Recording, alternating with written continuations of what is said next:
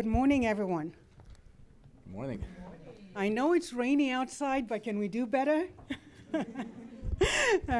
On behalf of the Woodrow Wilson Center, I'd like to welcome you all to the 2017 Africa Day celebrations, hosted in partnership with the African Ambassadors Group.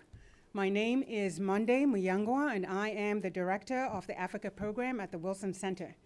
We're delighted to welcome all the ambassadors. I know we have the ambassadors of Angola, Djibouti, Gabon, Mauritius, South Africa, South Sudan, Swaziland, and Zimbabwe, along with many other members of the African Diplomatic Corps, as well as other guests, including members of various US government agencies, heads of Africa-focused and Africa-interested organizations, as well as the former Assistant Secretary of State for African Affairs, Linda Thomas-Greenfield, will surprise this, but we're delighted to have you here. And the Africa Program's Advisory Council members. We thank you all for braving the rainy weather to come and join us here for this very important discussion on harnessing the demographic dividend in Africa through investment in youth. I know that we have a number of people following online, and we welcome you as well. If you're following the Africa program on Twitter at Africa Up Close, you can join in the conversation by tweeting with the hashtag @DemographicDividend, all one word. As I mentioned earlier, this is a highly timely discussion. The numbers regarding Africa's youth bulge are clear. Africa is the most youthful continent in the world, with about 65% of the population under 35 years of age. When you consider that the continent's youth population is estimated to double to over 830 million by 2050, it is imperative for African governments to implement strategic plans aimed at empowering youth in ways that propel the continent forward at the social, economic, and political levels. The opportunities for harnessing this youth dividend are clear, as are the consequences and costs of not acting comprehensively and quickly enough to address it. I should be fair to say that Africa recognizes the important role that youth could play, and it is in fact one of the 7 aspirations of the African Union's Agenda 23, which reads, "We want to realize an Africa where development is people-driven, unleashing the potential of its women and its youth." But we also know that there are many challenges. For example, the Millennium Development Goals Monitor claims that primary education is nearly universal in North Africa. In sub-Saharan Africa, the rate of enrollment increased from 26% in 1990 to about 78% in 2012. And that the region's enrollment more than doubled from 149 million children enrolled in 2012 versus 62 million in 1990. The continent as a whole now has a primary school completion rate of 67%. Certainly an improvement, but not nearly as strong as it ought to be. I would also say that from my perspective, the Millennium Development Goals focused on the quantitative elements of access to education, but not necessarily on the qualitative measures of the type of education that African children were receiving. This is something that needs to be fixed. We also know that many African countries continue to struggle with high unemployment rates, and that youth in particular are extremely hard hit. According to the World Bank, in 2016, the unemployment rates as a percentage of total labor force ranged in the 20 to 30% range in a number of countries. And there are many reasons underpinning these unemployment rates, and it's my hope that we will get to these issues today. For me, one of the issues is that I've always believed that to some extent, African governments are still educating their children for the Africa that was, and not necessarily for the Africa that they want to see, and the Africa that Africa deserves, an Africa that can be globally competitive. So we need to tackle that issue as well. But overall, I think it would be correct to say that African countries need to act, and they need to do so quickly. If you want a visual of why this is important beyond the numbers, I'm always struck by the fact that 70% of those dying in the perilous crossing across North Africa to the Mediterranean are African, and mostly young men, but also some women. I think we need to have an honest discussion about what it is that these young African people are running away from. And I hope we get to touch on those issues today. In preparing for this event, I also pulled up a number of strategic plans and documents for engaging African youth. So we know what needs to be done. But I think the question that we ought to ask ourselves is, why is implementation lagging? That is not to say that there haven't been any successes, because I think some countries are genuinely making progress in that area. And I hope that our speakers this morning will help to highlight some of those success stories, and perhaps we can have a discussion about how do you scale up. And so for me, the key questions this morning are as follows. What are the biggest challenges facing Africa's youth today?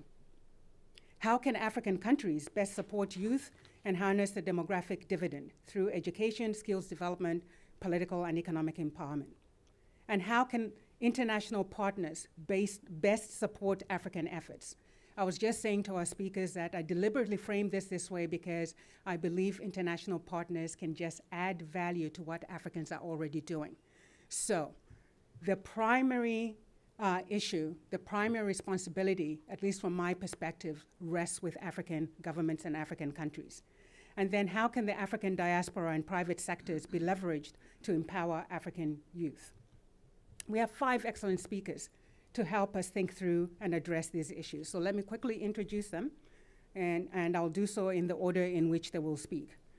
Our first speaker is Her Excellency Professor Hassana Alidou, the Ambassador of the Republic of Niger to the United States. Our next speaker will be Mr. Andy Rabens, who is a Special Advisor for Global Youth Issues at the U.S. Department of State in the Office of the Undersecretary of Public Diplomacy and Public Affairs.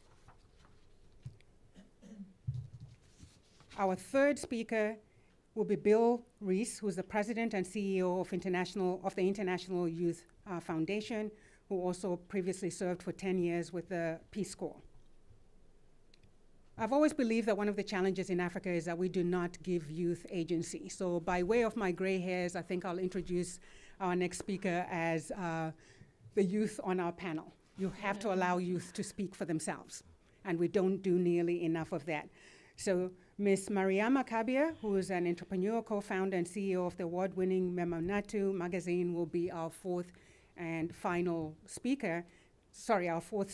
And then we have Ambassador Mutembwa, who is the Zimbabwean ambassador to the United States, who will close us off after all of the speakers have spoken and after we have had a dialogue.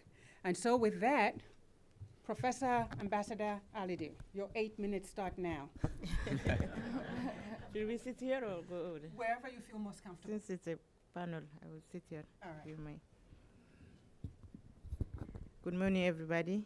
Morning. I would like to thank the Wilson Center, especially my sister, Dr. Muyangwa, for really always mobilizing us for the great cause.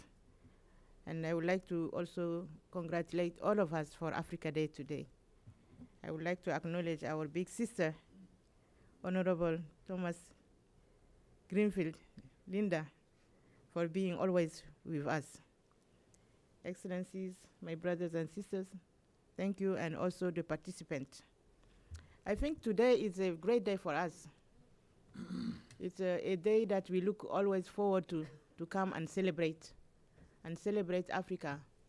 Yes, we have challenges, but we have also reason to believe in Africa, a great future in front of us. And part of it, it's really the fact that we have our own natural resources. And the natural resources are us, almost 1 billion people. And among these people, the most vibrant are 200 million people, the youth. When you look at people age 15 to 25, this is the group that we are talking about. So I think when we are talking about the demographic dividend, in order to be able to benefit from the demographic dividend, we have to look at what is needed that we don't address correctly. I think to look at how to really tap into the resources that youth constitute in Africa, you have to look at how you go from deep structural poverty to really a transformation of the economy so that people are empowered. If the economy is not good, then you cannot have expectation that people are going to thrive and become the driving force of the economy. The second issue that you talk about, when we look at, for example, for the sector that I was involved with for the Africa region, when I was working not only at the university but also at UNESCO as the Chief of Basic to Higher Education and Lifelong Learning for the Africa region, is to look at really the adequacy of the education system and to what extent the quality of the education and that the young people are receiving is adequate for the demand of the labor market. And the fact that the curriculum, really the relevance of the curriculum is limited. You have many graduates finishing schools without being able to be hired adequately because they lack the skills that is expected for the new type of economy. When you look at what is the new economy is expecting, you have many jobs coming into Africa, but most of these jobs are in areas where you need technology, you need engineers, you need people who are in science and innovations, but the majority of the graduates do not come from that educational background.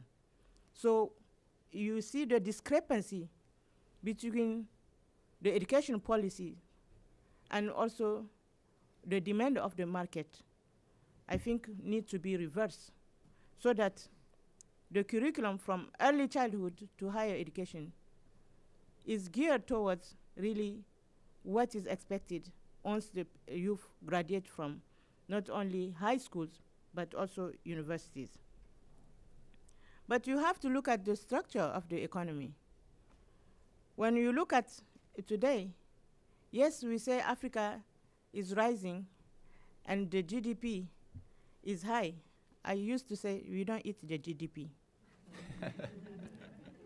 We don't eat the GDP because when you look at the structure of the economy, you see that the majority of the people are not only involved in agriculture, but they don't earn wages so that they influence the economy. The majority of the people live in the rural area and they're in agrarian sector, and they're in subsistence agriculture production. Therefore, they don't earn wages so that they can transform their own living condition. So it's very important that we promote, yes, agriculture, as the African Union said, should be the leading economic driver for us. But I think we have to look at how to transform agriculture so that we go from just subsistence agriculture to more transformative agriculture so that people can live well of this sector. Dr. Monde just told us, it's not the lack of policies, it's not the lack of plans. When you look at all the countries have plans, most of the countries have plans and policies, but to what extent these plans and policies are implemented? If they are, it's an ad hoc manner.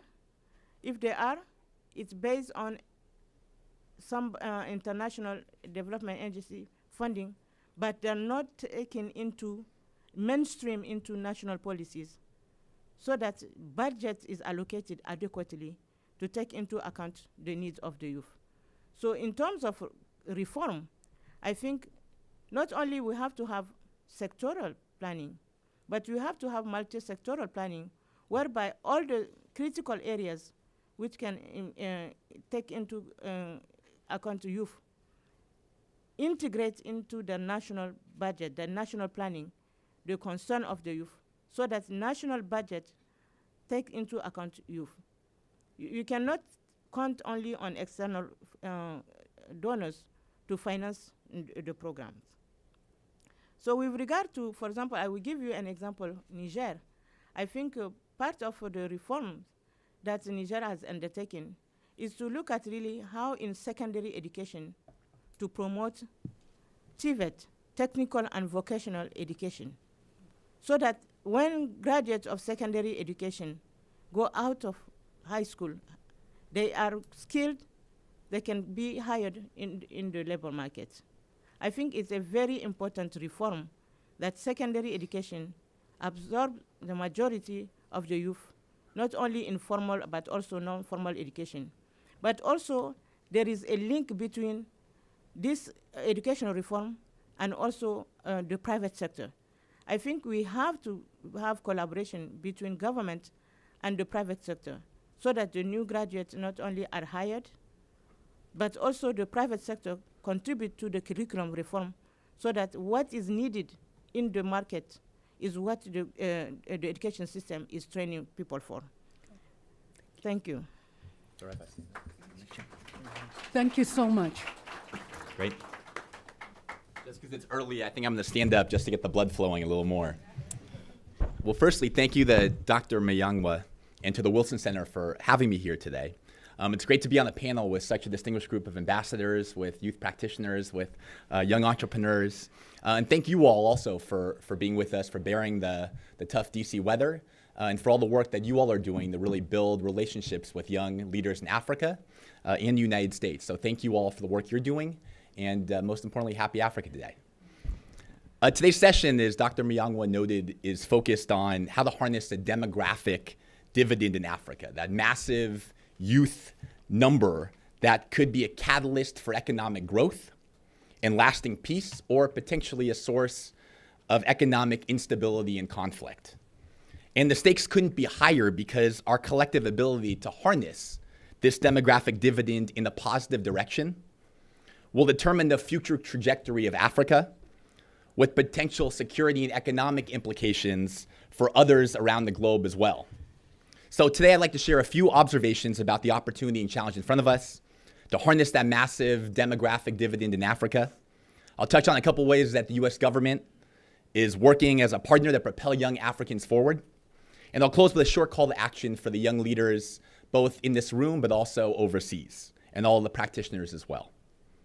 So there is a historic opportunity for youth to determine the future trajectory of Africa because of the massive youth numbers and also the growing power of technology that's at young people's fingertips today.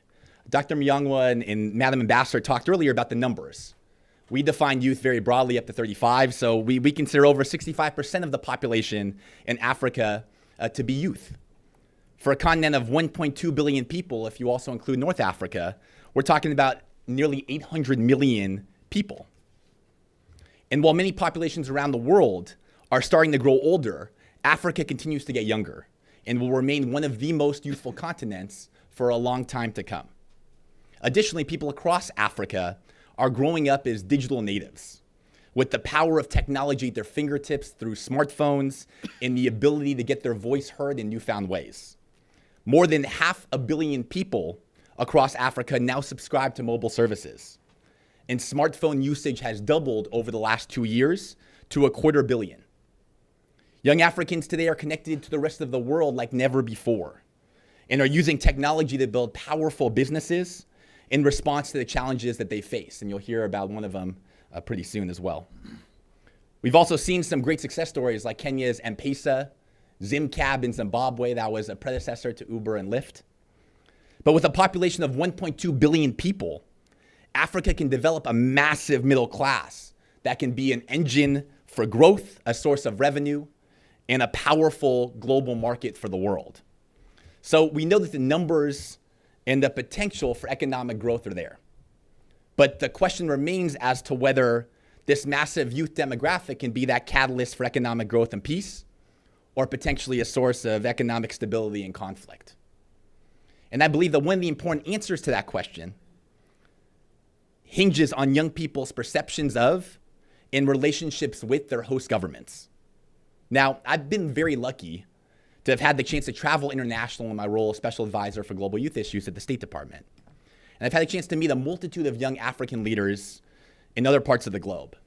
And I've observed that perceptions of fairness, of justice, and equality of opportunity truly matter.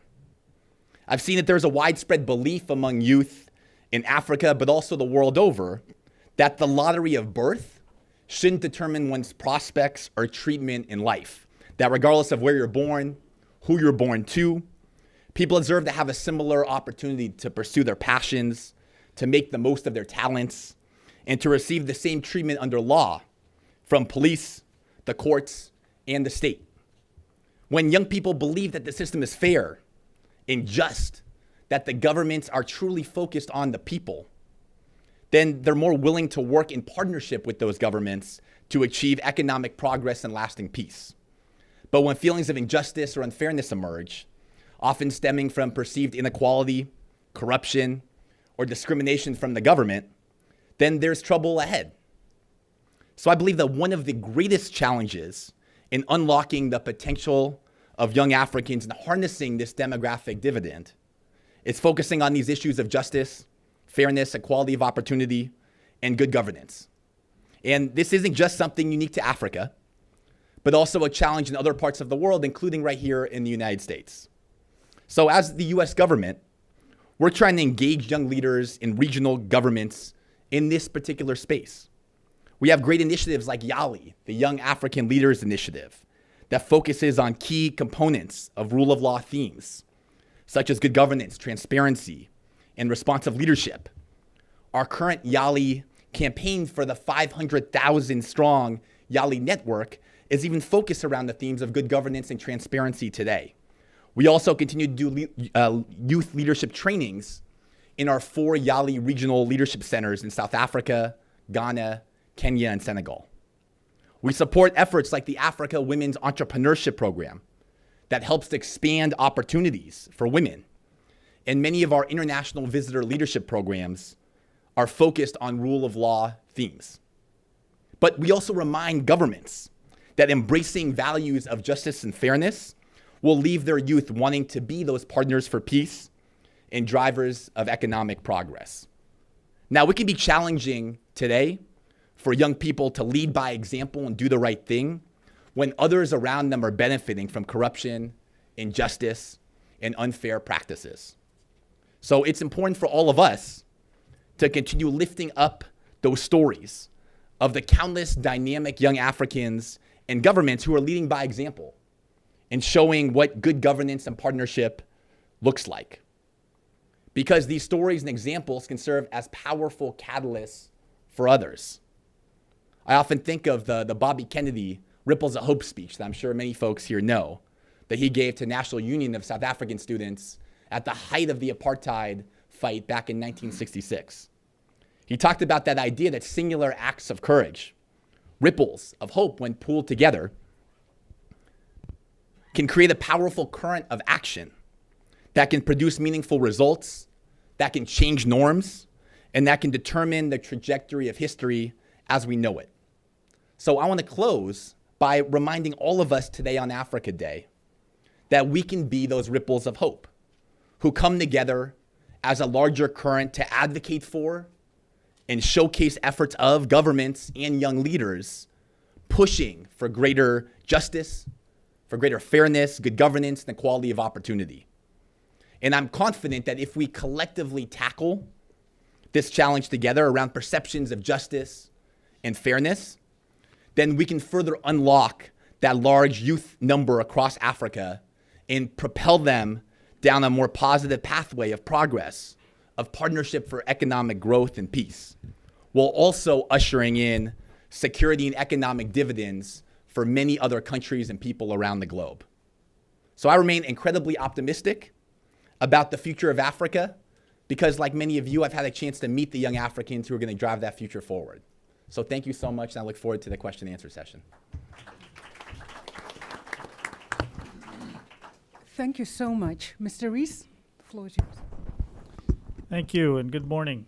I want to salute the center and the African ambassadors. This topic, harnessing the demographic dividend through investment in youth, is hugely timely and urgent, but also ironic. We're sitting here in the Reagan building with the U.S. government that's talking about zeroing out the Wilson Center, of hollowing out the U.S. foreign aid program, and that's not going to, those are not going to be investments that let us harness a dividend. There is a dividend to be had through thoughtful investment. It's not going to be easy. It's a difficult task requiring governments, African governments, but also the other governments around the world that work with Africa in partnership.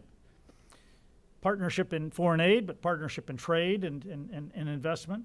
It's going to require businesses, national and multinational, think tanks like the Wilson Center, civil society organizations, the type that our foundation works with throughout Africa, all African-based, African-governed, but also international players can play a role, as Monde was saying, in helping and adding value. Universities and scholars. Together, we have to think through and analyze really what works around, and I'm going to concentrate particularly on youth employment. And youth employment is not disconnected from what Andy was just talking about. They all play together. But frankly, the youth bulge, the largest cohort of teenagers in the history of the world as a percentage of the global pie, well, the Middle East and Sub-Saharan Africa have the largest piece of that pie. And that can be a dividend, and it can also be an albatross if we don't see that these young people can make it. The 2030 goals talk about eradicating extreme poverty by 2030, a magnificent goal. And then there are 17 of them and 169 sub-units that all rally around that notion of eradicating extreme poverty.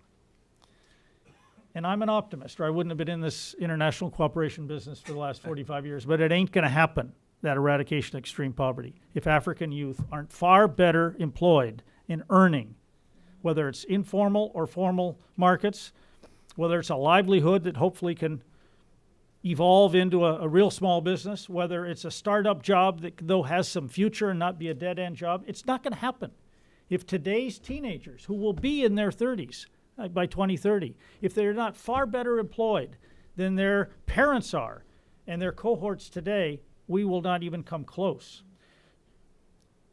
Now, the good news is, and we need to remember this, and there's some books written about it. One is by Steve Radelet at Georgetown, the Great Surge, and he's talking about not a military surge, but an economic growth surge. 1 billion people have escaped poverty in the last 30 years. They've earned their way out of poverty. But there are 2 billion left. And then with this youth bulge and the population growth that the ambassador talked about, and Andy too, the world needs 1 billion new jobs on top of all the jobs we think we need today to absorb this cohort. And Africa needs it more than any. A couple weeks ago, my organization, working with a number of international groups, put out a special report in the Financial Times called Youth Employment. And there's some copies here, and it's on web pages of the Financial Times and on our own. We timed it for the World Bank and IMF spring meetings. Why? Because we don't think this issue is getting the attention it deserves. We did it with the Global Parliamentarians Network from about 120 different countries, sending in their parliamentarians who have an engagement with the World Bank and are there every year to help dialogue and policy. We did it around Solutions for Youth Employment, which is a multi-stakeholder alliance, and Monde asked me to talk about the value of these things. Well, I'm just going to say they're very valuable, and there's a lot of information on S4YE, Solutions for Youth Employment, that can be found in the ad that they put in this newspaper. It's a World Bank creation with NGOs and businesses like my own. We have an ad in the FT too, because we partner with global companies such as Hilton, Caterpillar, Chevron, Microsoft, MasterCard, PepsiCo, around life skills, which is part of the lifelong learning, that are necessary. Businesses tell us that as much as young people and educators themselves. Businesses are telling that they're oftentimes hiring for the technical skill they think they need to get job X done, and then firing or marginalizing or just pushing to the side that employee they can't get rid of because the person doesn't have the non-cognitive, the emotional intelligence, the life skills, whatever people want to call these things, and they've come into our vocabulary in the last 10 or 15 years. Many people call them soft skills. Well, they're not soft at all. They are what make the difference oftentimes between someone being successful and having a career, not just getting a first job. Our organization, and there's plenty of information, so I'm not going to get into detailed specifics about public-private partnerships. They are crucial. Now, we talk sometimes in the development world about corporate or philanthropic partnerships with the government around certain issues. But nowhere is a public-private, corporate, government, CSO, civil society partnership more important than getting youth jobs, because most of the jobs are not going to be in government. They're going to be in the private sector, or they're going to be in the informal sector. But an informal sector has to live within a rule of law and an ecosystem in a country. And if the incentives and the educated young people who have not just the right education, but some drive and get up and go and some hope about their future. A lot of those people coming across, Monde, are leaving because they don't see hope where they're at. They would prefer staying in their country, as all of us would. But you do move when you can't find that opportunity. So youth employment is talked about as a threat and an opportunity. We certainly look at it as an opportunity. There are no silver bullets, though. This is not malaria that you can maybe get rid of by bed nets and a lot of spray. This is not HIV and PEPFAR, terribly important, the fight against malaria and HIV, PEPFAR. But there are no ARVs for unemployment or underemployment. And that's the real challenge, because most poor people are working. They're just not making enough. And they may be making $1 or $2 a day on average, but there are a lot of days that they don't make it. And how do you plan? How do you raise a family when you've got that little money, but every day is a little bit different? You have no bank account, so there's no savings at that rate. There are solutions, but they are not magic bullet, silver bullet, or vaccine-type solutions for youth unemployment or underemployment.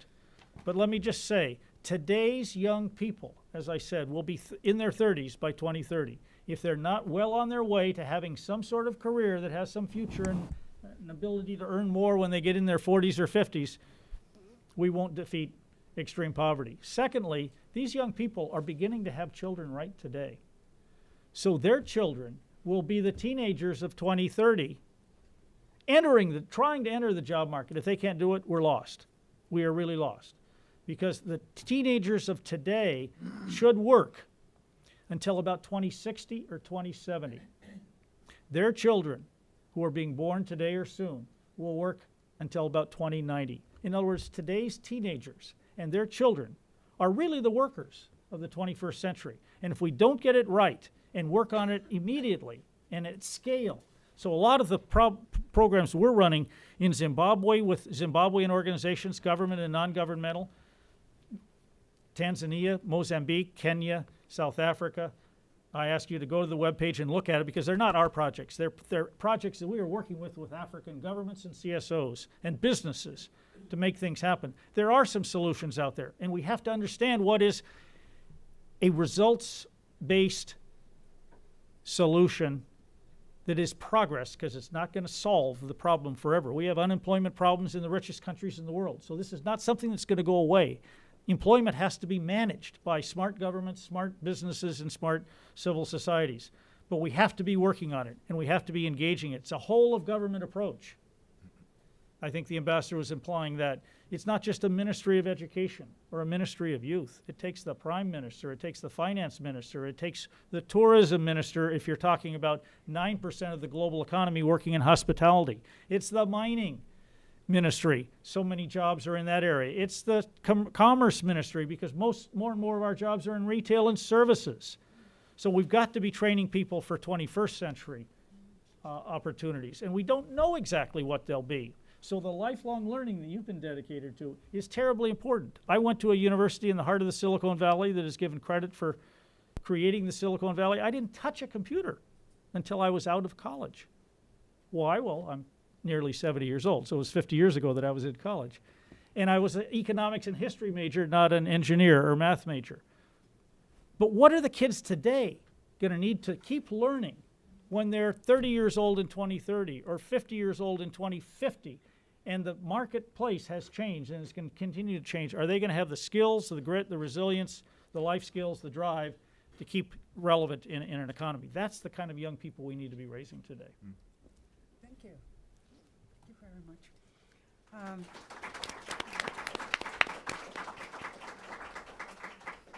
You will notice that I bookended the men, get the woman to go first and another woman to close it off. So the voice of the youth. Over to you. Excellent. Well, thank you so much. And again, my name is Mariama Kabia, and I'm the co-founder of Memunatu magazine. And I very much come from the perspective of youth empowering other youth. I actually grew up in the DC area to parents who are immigrants from Sierra Leone. So grew up with the narrative of the Civil War, but also feeling very connected to girls in Sierra Leone who I considered part of my extended community. It wasn't until I got to college where my twin sister and I decided to investigate what life was like for girls in Sierra Leone, beyond the anecdotal, beyond the relatives, what was really happening. And so what we discovered shocked us. What we saw was across the region, girls essentially faced an information desert. You had empty libraries, no relevant media that directly spoke to girls, and you also had limited educational opportunities. And all of these challenges prevented girls from accessing relevant information for motivation, but also for life skills and job skills that the other panelists have mentioned. And long term, we were seeing that girls truly fell behind.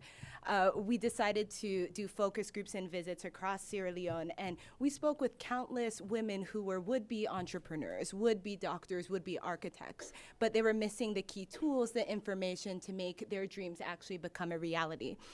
So my sister and I founded Memunatu magazine to be that platform to connect women and girls to relevant information. Our mission is to promote literacy, leadership, and empowerment for teenage girls age 11 to 17 across West Africa. And we focused on this population because it's such a critical time in a girl's life, because this is when girls were dropping out of school. This is when crucial decisions in their education had long-term impact in their lives. And so we very much focus on content for girls' everyday lives. So we source stories from girls themselves so they can tell their own truths, their own narratives.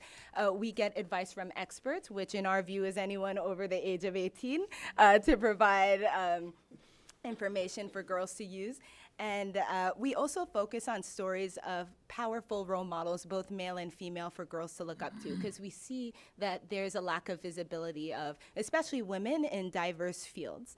And so we understand that it's important not only to give girls information, but show them how to apply it to their own lives. So we focus at the same time on applying skills that are relevant to their current situations and their future aspirations. And our goal is to engage and inspire the 11 million girls across English-speaking West Africa. As we began to develop our platform, we saw major potential not only for girls in Sierra Leone and West Africa, but girls across the continent, to build community, to foster a culture of reading, and ultimately improve women's outcomes. It's through my work at Memunatu where I've gotten to see the large potential that youth in general have across the continent for entrepreneurship. In our meetings with these teenage girls in schools, as well as their teachers, we found that girls have diverse interests. The challenge is really the opportunity to explore these interests, especially when it's something that is outside of their community. So if they're not seeing their mom, their aunt, their sister, their cousin doing it, it's very hard for girls to believe that they're able to do it themselves. Beyond my direct work at Memunatu, I've also seen the potential for entrepreneurship through my fellow entrepreneurs, both on the continent and outside of the continent. There's truly great variety in what young people are starting, whether it's from infrastructure and healthcare to fashion and beauty. But I'd say the common denominator is intersectional thinking. So youth coming up with truly innovative ideas to solve systemic challenges that have been around for quite some time. Within that group, there is immense potential for women, particularly to be entrepreneurs. And I have conversations with family members, with women I meet across the continent who have actually engaged in entrepreneurial activity, but don't necessarily see themselves as entrepreneurs, whether it's the woman working in the market, someone in the informal sector. So our goal, again, is to showcase women in these diverse roles to share what is possible and what potential, particularly young women, have in making an impact across the continent. That being said, entrepreneurship is not without its challenges. I don't want to paint a false picture. Of course, there is a challenge to access to financing, and you see that across business structures, whether they're for-profit entrepreneurs, nonprofit, or hybrid structures. A part of it can be pattern recognition, so when someone doesn't conform to the norm of what a foundation or a venture capitalist typically invests to, there is some type of hesitation there. Another note is how startups in particular are seen as risky investments or risky ventures.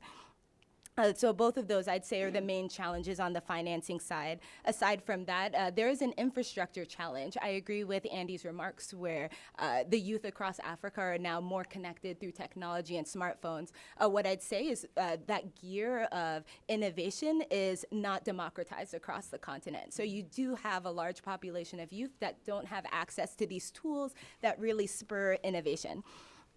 And I've experienced myself kind of trying to communicate across different countries with WhatsApp, Facebook, just finding a way to communicate with people. So immense potential, but those challenges still exist.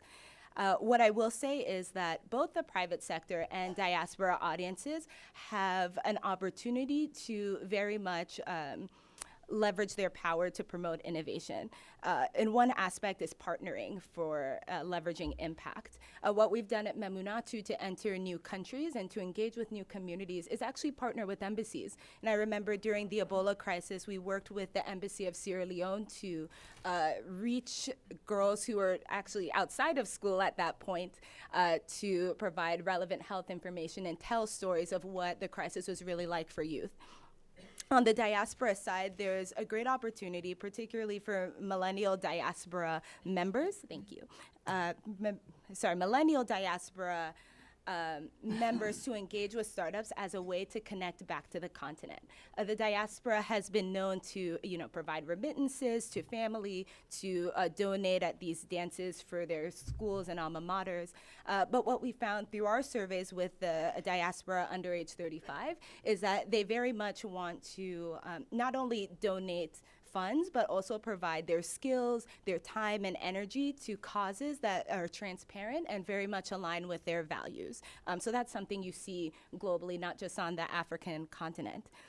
So to wrap up, my major recommendations are three-pronged. The first would be for entities, whether they're in the private sector or public sector, to engage with startups.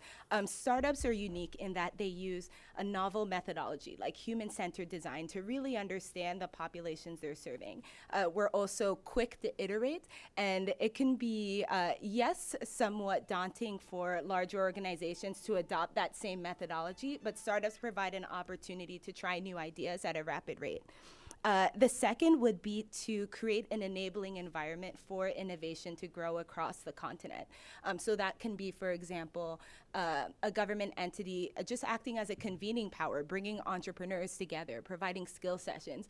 I remember I took part in a GES sponsored by the State Department, and it was such a great opportunity to meet entrepreneurs from around the world. So more forums like that are very much beneficial. And lastly, I'd say my biggest recommendation is to invest in human capital innovation. As we've discussed, there is immense value in providing job skills and life skills to youth. I'd echo on that and just say that human capital investments are what empower the next generation to make change, because these are the people who are creating startups, who are encouraging companies and organizations to be more innovative. I was inspired to work on Memunatu to empower girls in this age bracket. But I see human capital investment as a whole as not only impacting individual lives, but truly transforming society. Thanks.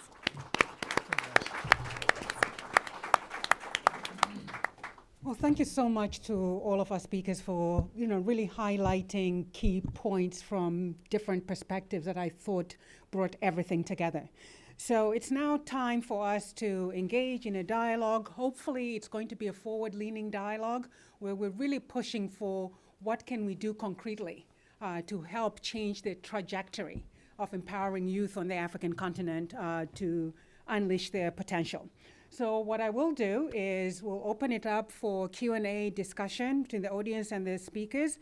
And so I'll take 3 questions or 3 comments at a time. I ask that you limit yourself to 1 minute. And I do have a red card. I will not hesitate to show it if you go over your minute. So I'll take those 3 questions. Once you're acknowledged, please identify yourself, the organization with which you're affiliated, if any, and identify the speaker to whom you're addressing your question. So the floor is open. We'll take a question over here, and then we'll pass on the mic over there, and then there's another person over there. All right. Thank you so much. My name is Liz Fanning. I'm with Core Africa, which is a new effort to provide the Peace Corps opportunity to Africans to serve in their own countries. I'd like to ask, with regard to the potential cuts to U.S. foreign aid, do you think that if the U.S. does cut back, will Africans step up and to continue and expand the successful investments in youth, women, and girls? And if they do, might that lead to more sustainable programs for youth, women, and girls? Is it possible that African governments and potential philanthropists don't yet step up because they don't have to? I don't know who that's for, everybody. All right.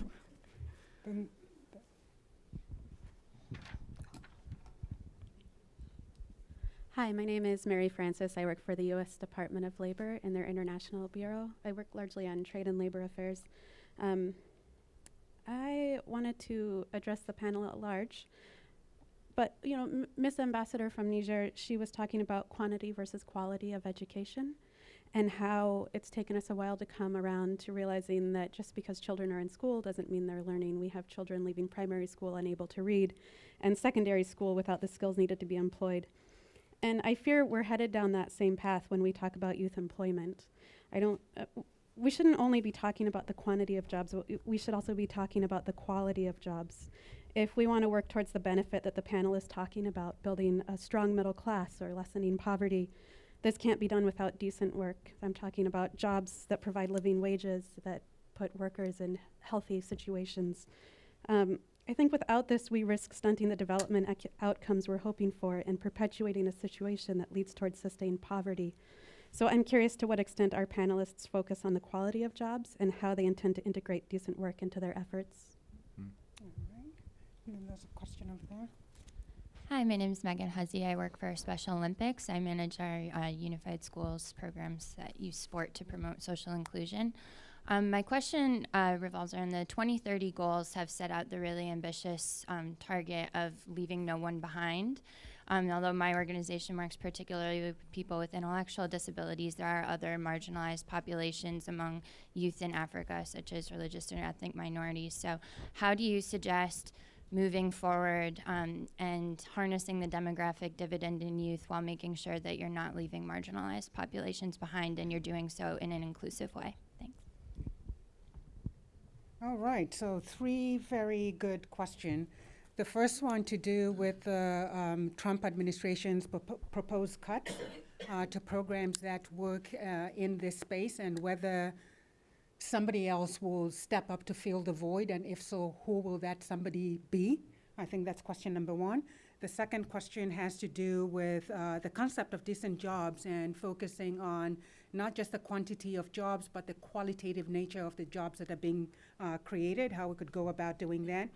And then the third question really has to do with inclusiveness and making sure we identify and attend to the needs of the truly marginalized within the demographic group that we are talking about and trying to work with. So I'll let you pick which one, but please just pick one. Pick whichever one of these questions you want to address, and I will just go down the line here, starting with you. Okay, great. Well, great questions. I'll just touch very briefly on the question about the U.S. government and where things are going to go from there, we're really hopeful. I mean, we've always had a belief that my boss, who was the former ambassador to Zimbabwe, would always say, you know, it's not about a handout, it's about a hand up. And the idea that kind of we're working in partnership on a whole range of issues, and it's not just about financial aid to Africa. And I think looking at the budget, you know, there are a lot of continued support for a lot of our big initiatives in the health space and the trade space. And I think hopefully seeing Africa as that 1.2 billion population of a rising middle class that can be a stronger partner in the economic space and the security space. And I think some of the budget does support that in a real way. We are hopeful that there's going to be more partnership with the private sector, with a lot of the NGOs and organizations that are doing a lot of good work. And a lot of our programs, we're still committed. We're bringing 1,000 young Africans next month to Washington, D.C. for our Washington Mandela Fellows for the YALI program. We're committed to carrying that on forward in some capacity. We'll see what the budget allows that to do. But we still have a strong invested commitment in Africa, and it's far greater than just our financial assistance to particular countries. So we're hopeful that partners, the entrepreneurs, the incredible youth organizations like IYF and private sector groups also are going to step up to the plate and work as stronger partners going forward. Madam Ambassador. Thank you. Yes, I think there is it's a good question, quality education and quality jobs. I think more and more we are talking about Africa as a destination for investment, Africa as a destination for infrastructure investment. But when you look at who is involved in the job market with regard to this huge project, you have companies coming with their own labors.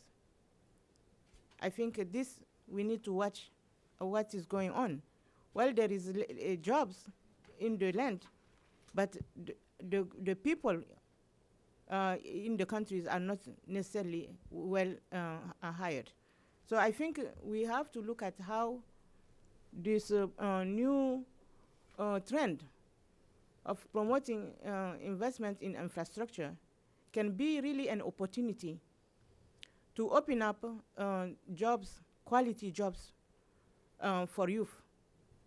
And in order for quality for youth to have access to this type the quality jobs, then we have to look at how this project can develop an opportunity for lifelong learning, on-the-job training.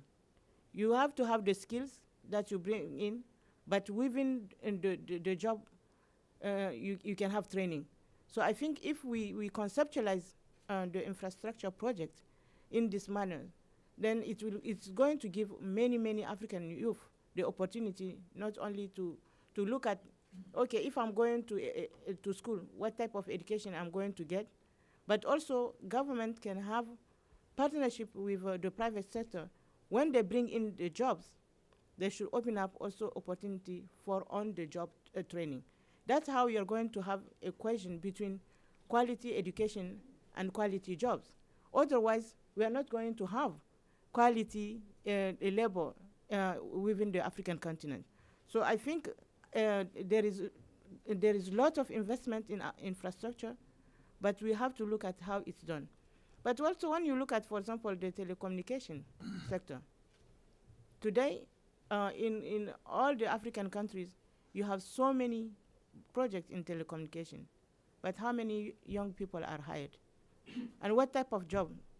When you look at sometimes with the telephone companies, youth are hired to sell telephone, to sell programs, but they're not hired to be the technical, the engineers. How are you going to train them to be the engineers, to be the managers, etc.? So this is the type of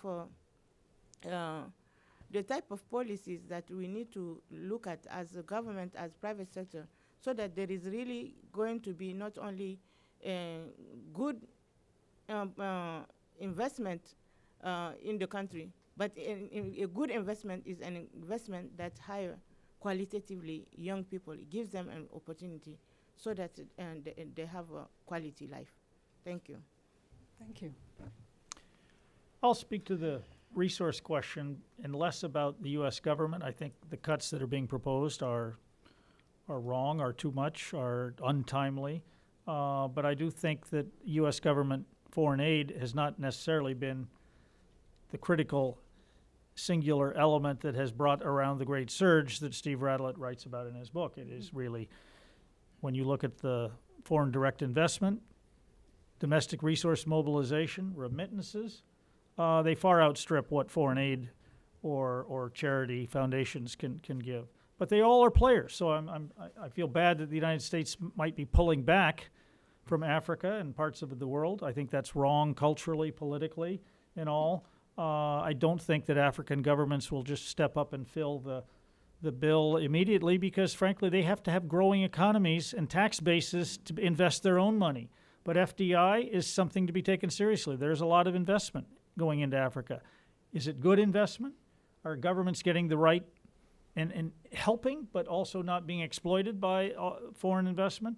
All that is important. I'd like to see our foreign aid as well as charity money going in, philanthropic money, going in more as a catalyst and making sure that it's investing in things that have scale and sustainability built into them, which means the governments of Africa have to be players in this, have to own part of it.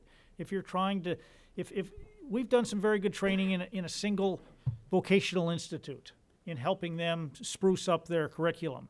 But if it works in one training institute, why aren't we looking at the whole TVET system of a country? And if we don't get to systems change and scale and sustainability, then we're just doing nice things here and there, but you're not getting to that mega type change that you need for generational poverty alleviation. So really the work we're doing, particularly in Mozambique and MasterCard, with MasterCard, Mozambique and Tanzania right now is focusing on the TVET systems. That's not the total solution, but it is getting at quality training for 21st century jobs, which would also get at the quality of work issue in some ways. Great. I would just like to quickly address the quality question as well. Through at least our work at Memunatu, we've made a concerted effort to activate schools to be better partners to prepare their students for these 21st century jobs.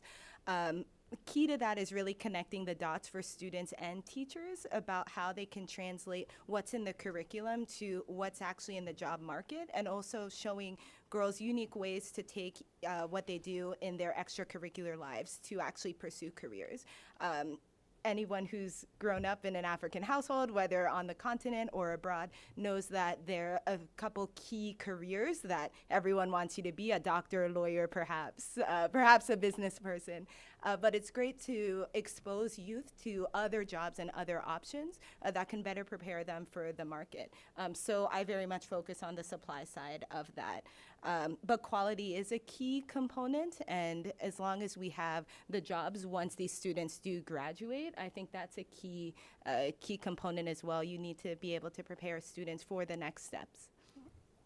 Thank you. Ambassador Mutembwa, I'm giving you some homework for your closing session. See, I'm not afraid to task my brothers here. So there was the one question about how you ensure that marginalized groups within the demographic that we're focused on do not get left even further behind or become further marginalized. So perhaps you could speak to that in your closing remarks. Is that okay? All right, thank you. So I'll take another round of questions.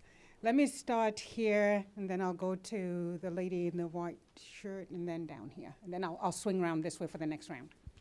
Hi, this is to Mariama, and I was at the GES as well, and we talked about the creation of a ecosystem for innovation.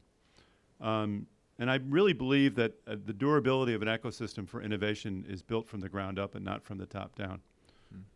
What you're doing is so exciting in terms of trying to empower and engage, particularly young women entrepreneurs. But those women and young entrepreneurs are often excluded from the formal economy because of residual regulatory, stigmatic, social, and other barriers. And the 35 or 40 years that I've been working in this space, my name is Tony Carroll. I teach at Johns Hopkins, and many of you know who I am. I'm also Vice President of Manchester Trade. When you get involved in this mix, trying to identify some of those constraints on enterprise development that may be gender-based, that may be age-based, that may be regionally based, are things that I think you could do a great deal, because I believe that the ecosystem needs to be built from the bottom up and not from the top down.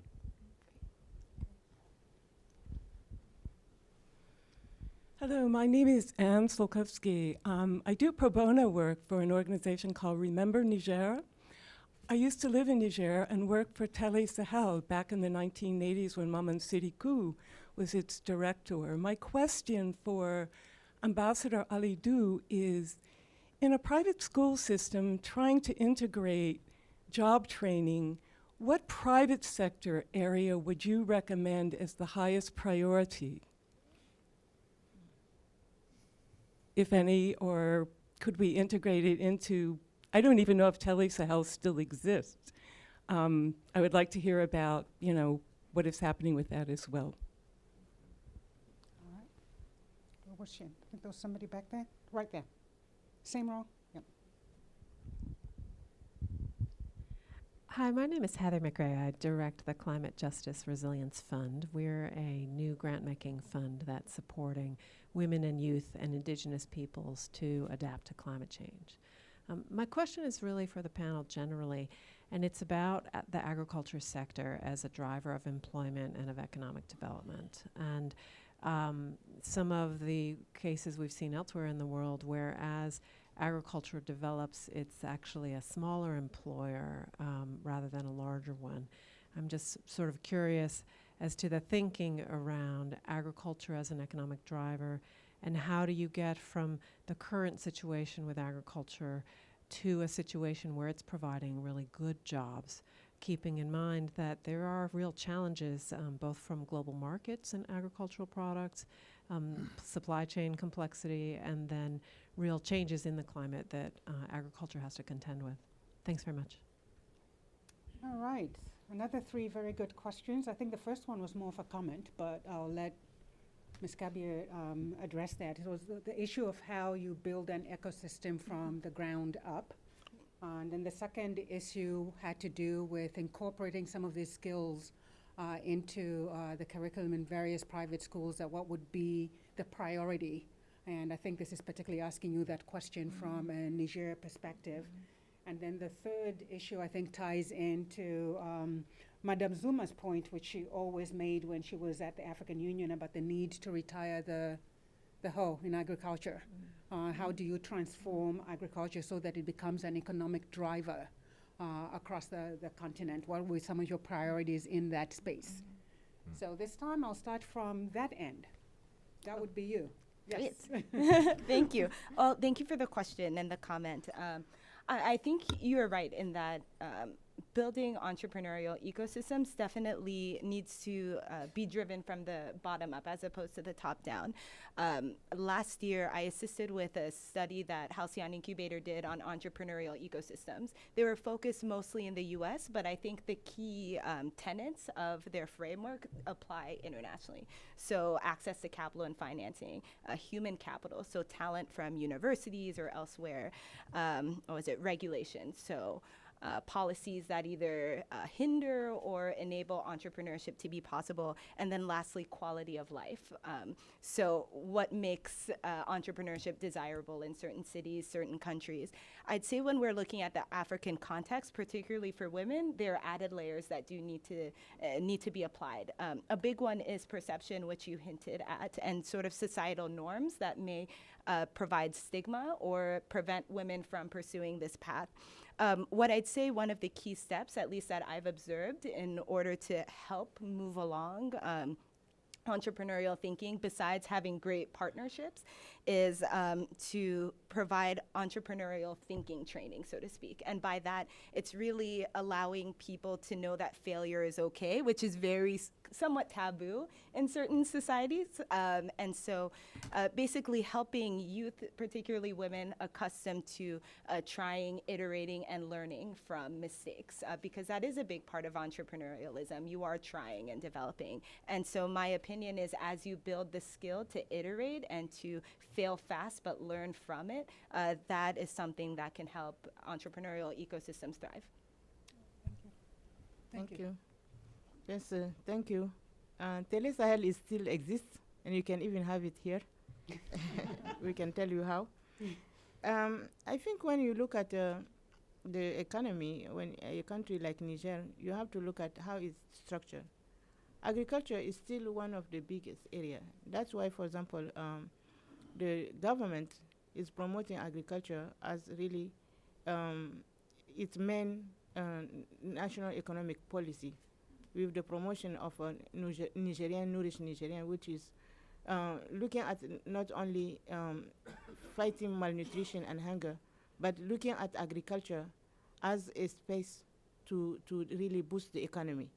But in a country like Niger, what is needed is to look at how to really develop the value chain so that agriculture does not remain only a subsistence agriculture, but you look at agriculture as a sector, multi-sectoral sector, where the value chain is developed and that you have different skills required to transform it.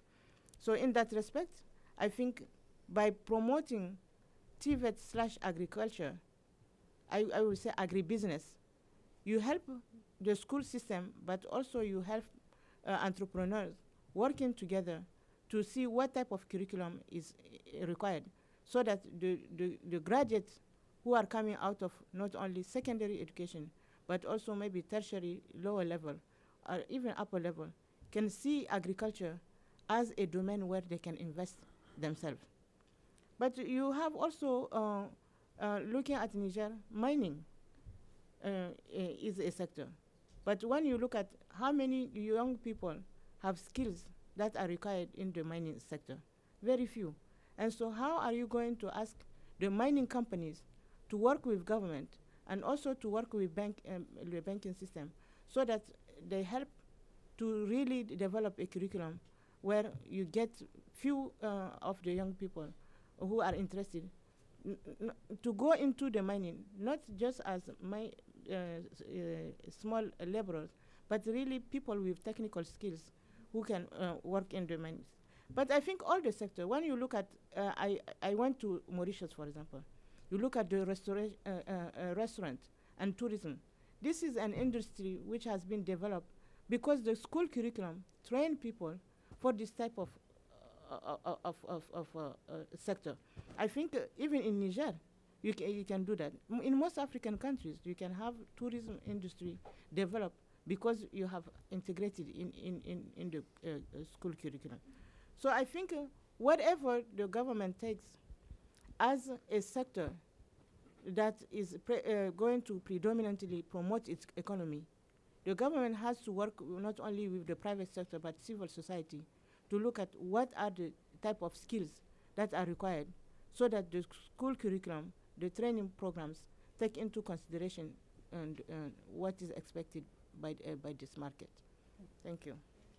I don't know if either one of you has anything to add to the agricultural question. Sure. I'd just like to weigh in too, because we haven't really touched as much. I want to double down on what Bill was talking about on the future of work, and also I think it relates very much to the agricultural question as well. And the studies that you read today for young people, they say that 2/3, 2 out of 3 young kids who are entering into grade 1 internationally are going to go into jobs in industries that don't even exist today. And as we're seeing artificial intelligence booming around the globe, we're seeing robotics. A lot of the tools that we think about, we're training young kids to be able to work on are going to be something different down the road. They say that by 2030, 40% of current jobs are going to change. 2 billion jobs globally are going to change or disappear into new jobs because of technology, driverless cars, driverless trucks, new tools for farming and agriculture. It's going to be a very different world. So I think doubling down to that idea of really teaching some of the skill sets that democratizing tech tools so entrepreneurs can really be unleashed to be able to solve some of these local challenges and create new industries and jobs in Africa. I think it's the idea of working with the private sector to make sure that there is that alignment, so when people come out of training programs, they're able to enter into the workforce right away. And you think about kind of the negative repercussions of if we get that wrong and we're training young people and we're telling them there's a payoff at the end, and those jobs become automated and they're kind of moved to something else. I think we really have to be smart about empowering them to be able to change jobs, industries, and be able to use technology, democratize that technology space so they can constantly change, innovate, and be able to find meaningful quality work. I'll just add a point to yours and your comment on the ecosystem for for entrepreneurs. We run a program called Youth Action Net, and it's really a network of young activists. We provide fellowships for 1 year to a 29-year-old or younger who has created a social enterprise, for-profit or nonprofit. And we did this in many ways. One, recognizing there are a lot of people that are kind of invisible on the national or international scene that are doing extraordinary things. And we need one to support them, not that in a patronizing way, but just to give them space and authenticity and a little bit of visibility so others might play off of their model or join them or invest in them. But they also need, like 40 and 50-year-olds, you need networks. And so this program, too, was meant to help link entrepreneurs across borders around different themes. The only two things we won't award a fellowship for is an entrepreneurial person who's doing something overtly partisan or overtly religious. But otherwise, any type of social change, for-profit or nonprofit that's adding to the community will support that person for 1 year and then make them part of a community of practice, if you will, that through social network and a continuing education program, because a 26-year-old who found something is probably going to be doing spectacular things at 36, 46, and 56. And how do we help that person later on? All right, I'm going to swing down this way. I will take, a number of hands just went up. Okay, now you all have 30 seconds each, right? So I will take 4 questions, but seriously, 30 seconds each because we're getting to the close here. So I'll start in the back there, come up here, and then I'll take these 2 questions over here. Thank you, and thanks for all of the panelists for your insightful remarks today. I'm Kiki Kalkstein with Pathfinder International, and I know a lot of the conversation today is really focused on the variety of needs that young people face around the world, and really keyed on the employment aspect and education and quality of opportunities in both of those spaces. And we haven't really touched on health very much, and I'm just curious, because we know that young people around the world, so much about their employment opportunities, education also depends on them having healthy lives. So just curious if you can touch a little bit more on when we're looking at the variety of young people's needs, how all of those pieces fit together and how we as a global community can really look at the variety of needs that young people are facing. Thanks. Thank you. Was that 30 seconds? A little over, but we're good. I'll take the lady in front here. Thank you. Hi, Jenny Gamble with Discovery Learning Alliance. We talk about education and education systems as supplying the new talent, but we often don't think about them as needing new talent. One of the things that we see is that oftentimes in school communities that we work in across East and West Africa, that the teachers are very uncomfortable with technology. This was not what they were raised with. And so the Education Commission in the fall released a report that suggests that there will be twice as many teachers needed in low-income countries by 2030. So we're talking about there's already tremendous teacher shortages, and we're talking about twice the teacher shortage, around 6 million.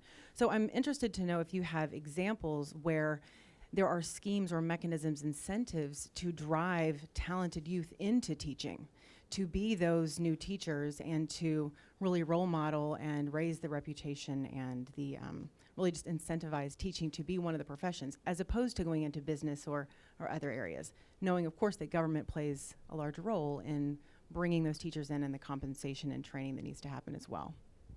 Thank you. Really good question. I think I had one here. Thank you. My name is Grace Akukwe, and I'm with Creative Associates International. My question is really about how youth policies, youth national policies, really play a role in advancing the agenda of the demographic dividend. And the reason why I ask this is that I really want to challenge the notion that governments are really serious about youth, because, if a youth strategy remains just a document at the national level that's unfunded, you cannot really be serious about really, promoting youth as a resource. And secondly, I also believe that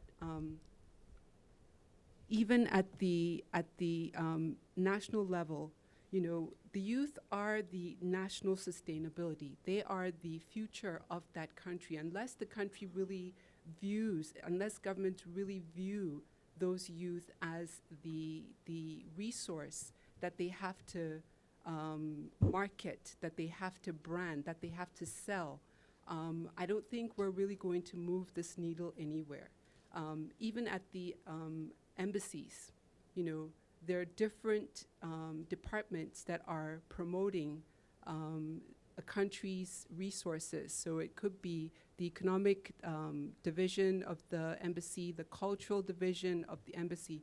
If we're really serious about moving the youth agenda forward, I think there needs to be more investment in representation of the youth issues at the ambassadorial. Of course, you all are here doing a great job, but there needs to be more investment and representation. So I'd like to hear a little bit more about, how youth policy and youth strategies at the national level are really, really pushing this agenda, and how the investments are really speaking to moving that agenda forward. Thank you. Okay, that was about a minute, but it was a really good question, so we're good. Okay, I'll take one back there. Thanks so much, and for a great presentation. Mike McCabe from USAID.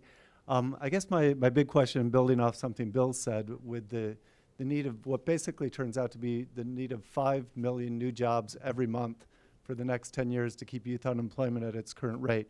That requires some transformative thinking and bold ideas in an environment where we're seeing, at least in development assistance, less resources to work with. So how do we think in a much more transformative way in terms, and a number of you have touched on some of those ideas, but what else can we do to mobilize the international community and host country governments and private sector to really come up with much more transformative ideas to reach some of these challenges? So when we look at, as was mentioned by Pathfinder, the issues of sexual reproductive health and health and well-being of young people, to look at some of the issues of the demographic growth in the region, as well as looking at the policy side of it. How are we building the capacity of government leaders to do more effective planning for the long-term investments that are required for the demographic dividend versus the short-term political gains that they often feel they need to focus on? And then the related part of that is really picking those programmatic priorities that are going to get transformative results to realize this, because otherwise a lot of our current efforts can be swept away by the challenges when we look at Uganda, for example, a doubling of the population in the next 20 years. How do you build the number of schools, health clinics, and jobs to absorb that sort of growth? Thank you. All right, 4 really good interventions there, and I do like that my sister here called out the inaction. So a call to action, if you will, for African governments. But here's what I'm going to do, because we're running out of time. So I'll ask each of our speakers to pick one of the questions and respond to that question. And then later on, I'll close out with asking you for your one recommendation on how we move this thing forward. So I will start in the middle now. My sister, you're first up this time. Thank you. I think I'm going to talk about the teaching task force. I think when you look at the task force in Africa, it's young people already. The average age of a teacher in particularly West Africa is around 20 to 25 years old, the new recruit. So they go out of high school or the teacher training colleges, and they're into the classroom. So I would argue that the youth already is recruited for teaching. But to what extent the teaching sector is valued? Because more and more before, teaching is a high value endeavor. And you don't even ask people, they want to go because the community value that. But more and more, teaching is not viewed as really a job that you do. People go there until they get the job that they want. So we have to start by looking at how to transform that perspective so that teaching becomes really something that it's a high value profession by society. And then you have to have incentive. Incentive is not only the wages. Incentive is also the training that you give the teacher. If you don't empower, you don't equip the teacher, then they're not going to do quality job and they're not going to be motivated. That's the critical issue. So I think if we're going to really focus on really quality education, we have to invest in quality training for teachers. We have to change the perception that you go into teaching just because you don't have another job, but you go into teaching because it's a high value profession. Thank you. Thank you. I wish I had an answer to Mike McCabe about which would be the transformative measures that it takes in any given country or a region, but scale is certainly has to be part of it. To the question of youth policies, I remember when the World Development Report of 2007, which is not an antique document, it's still the best damn treatise on theory of change around youth development that exists, but when its lead author, Manny Jimenez, was finishing it up, he said if we convince youth ministers, with all due respect to youth ministers, that this is a great plan, we will have failed. We have to get the whole of government, presidents and prime ministers and finance ministers and planning ministers, to understand that this youth bulge is something that's going to take all of government, not just a ministry of education or a ministry of health or a ministry of youth. And then it has to take all of society. So it has to be not just looking at business as adding some corporate social responsibility or some nice things to do, but making business growth something that a government would help, education systems would help, an enabling environment, the rule of law would help. Otherwise, we're not going to get to that scale to countries that may have double the population in 30 years and barely can keep their nose above the water in terms of youth employment. Right now, what's going to happen when the population is twice that if we don't have extreme growth, but good growth and good jobs? Thank you. 1 minute. Sure. First, I'll touch on the education piece. I agree with Madam Ambassador that it's very much a quality, a resource issue for teachers. There are, I will say, I guess to add on to that, however, when we speak with youth, for many jobs such as teaching, also in the agriculture sector, there is a coolness factor that surprised us that came up, like what jobs were considered cool to do, and then what jobs maybe they saw their parents or an older generation doing. But what's interesting with this younger generation of teachers, they're trying to bridge the gap and with their energy inspire their students to actually aspire to take on these roles. The only thing I'll add for the policy question is I found it quite interesting when we started doing work in Sierra Leone and Liberia was comparing the policy to what was actually happening on the ground in schools and how it was affecting youth. And in many ways, the policies do sync up, but in many other ways, you will see holes or you will see discrepancies. And so as an entrepreneur and anyone who is interested in innovation, I think it's a great opportunity to see where other industries, other sectors can support policy where perhaps it's difficult for policy to have certain impact. Thank you. Yep. And I'll just touch on the education piece as well and just say that I think we struggle with this in the United States as well, and I think there isn't the cool factor today. Unfortunately, I think to Mariama's point, many parents, regardless of race, religion, culture, kind of worldwide, you hear, lawyers, doctors, engineers. Those are the kind of professions people keep getting pushed into. And I think lifting up the stories of some of the innovative stuff that's happening in that youth space, in the education space. There's a YALI, a Young African Leader Initiative alum, Fred Swaniker, who started the Africa Leadership Academy in South Africa that's now expanded around the region. That's a dynamite example. I think there's a cool factor, with some of the education innovation space that's happening both in Africa and also, I think, around the globe with new models of how to educate, new models of lifelong learning. You've got different programs of young people wanting to start their own schools and work with the government to try to tackle different technical areas. So I think really raising some of those stories up, changing up the mindset that education is no longer just a place that you can leave high school or middle school or college and then go enter the workforce for the rest of your life. You're going to have to go back and retrain, learn new skill sets with this globalized, innovation-fueled economy for the future. So I think but incubators, new educational opportunities, partnerships with governments, and letting young people kind of use that entrepreneur, ed tech, education space as a way of springboarding for new models. Thank you. Unfortunately, we're running out of time here. So what I thought I would do, though, is I wanted to give my sister, Ambassador Linda Thomas Greenfield, just 1 minute. I know she crisscrossed the African continent, working with youth from around the continent, and just to share with us some of her wisdom. Well, thank you so much for that opportunity. And I don't know that I have wisdom to share, but I do have observations.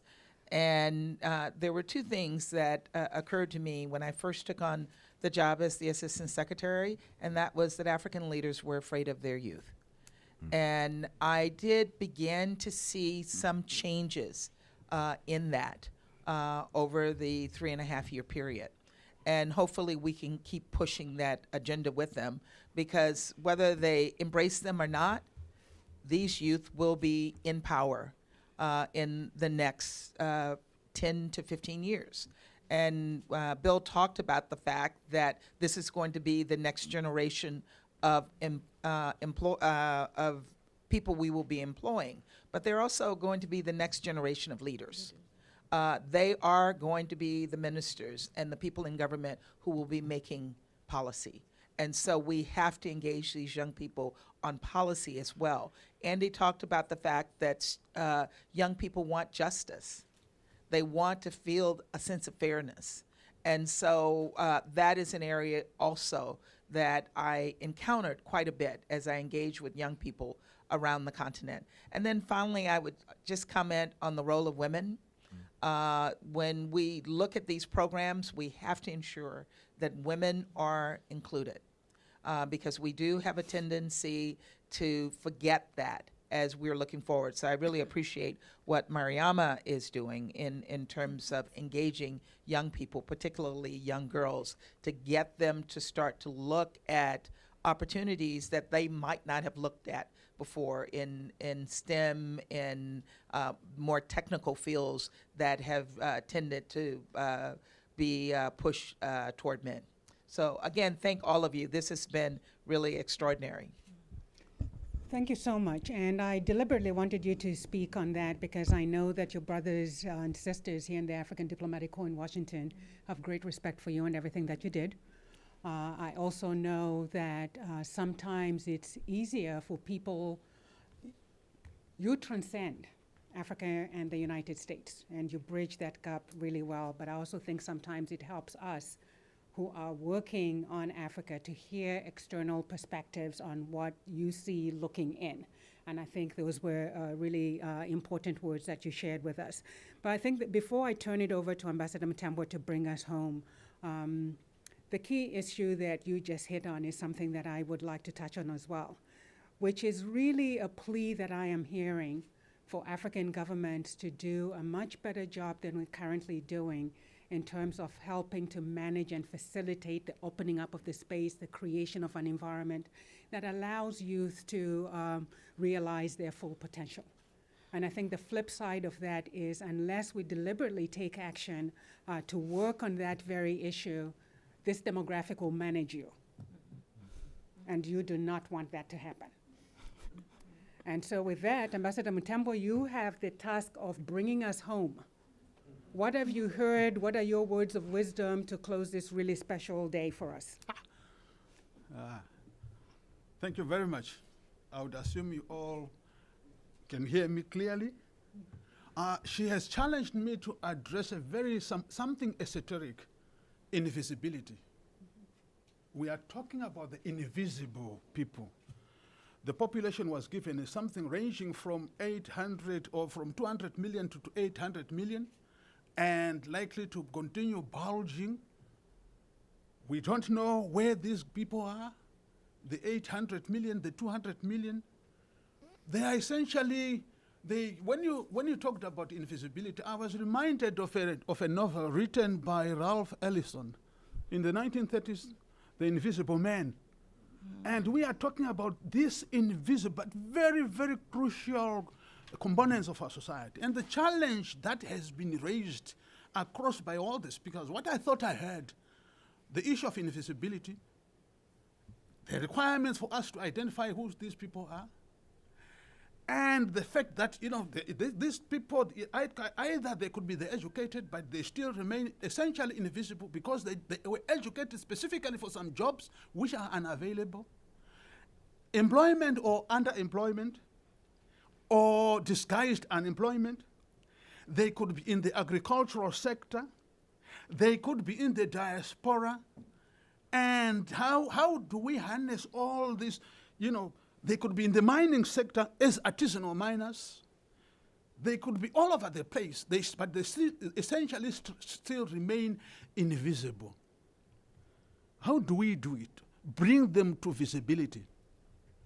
I believe we can do it through the instrument of an asset mapping exercise, nationally and globally. An asset mapping exercise that will be able to map the employment and or underemployment, unemployment mechanisms in a community.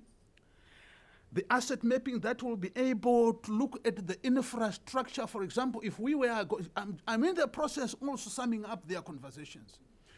Like what Professor has talked about in terms of the structural requirement, the requirement to address the structural issues. That will be, you can only be able to address the structural issues through instrumentality of understanding where these, you know, the limitations are.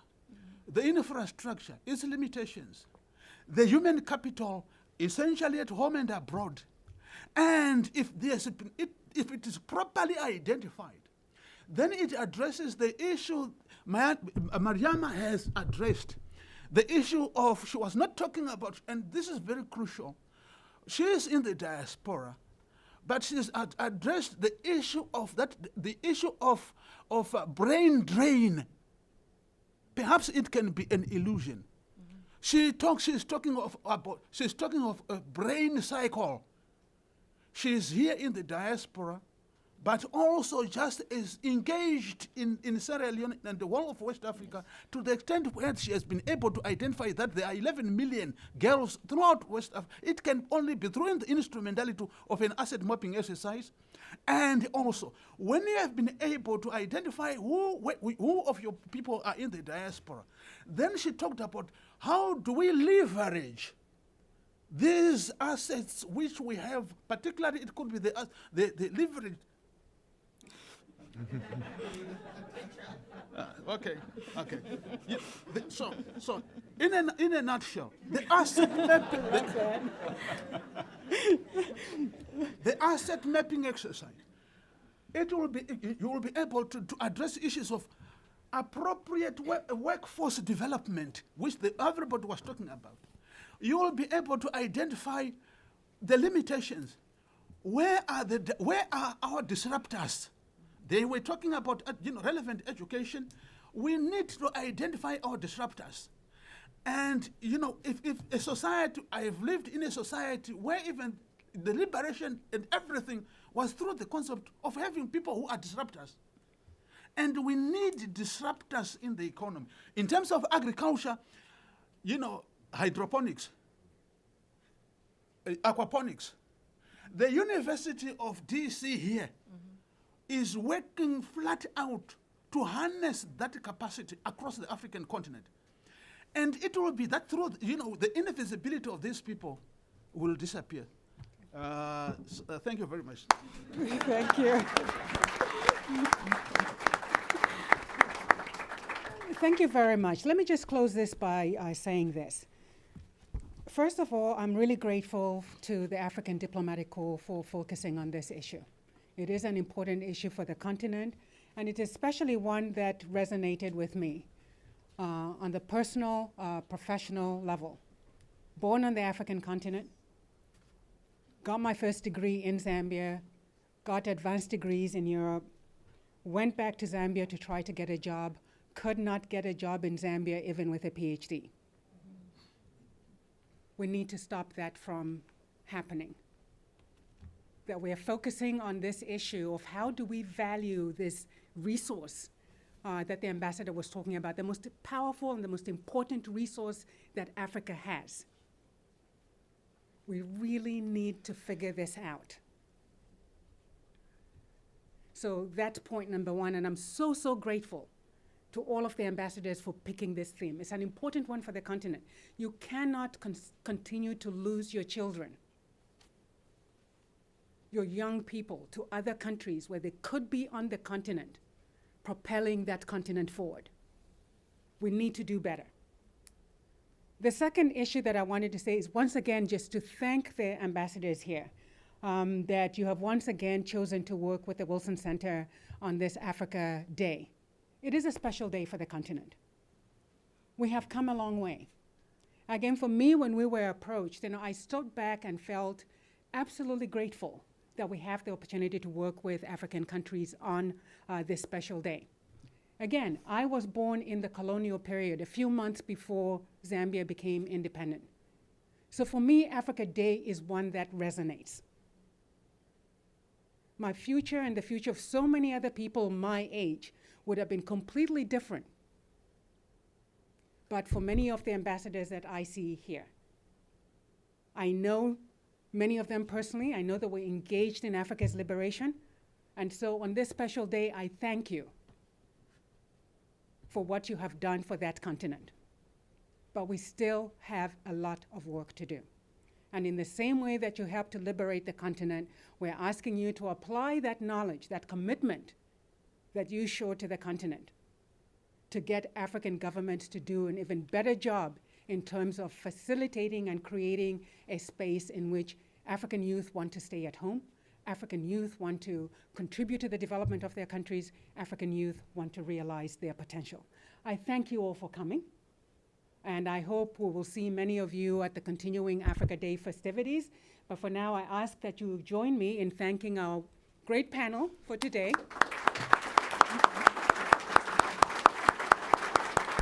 And I thank you all as well for coming, and I wish all the organizations that are working in this space to continue pushing on these issues.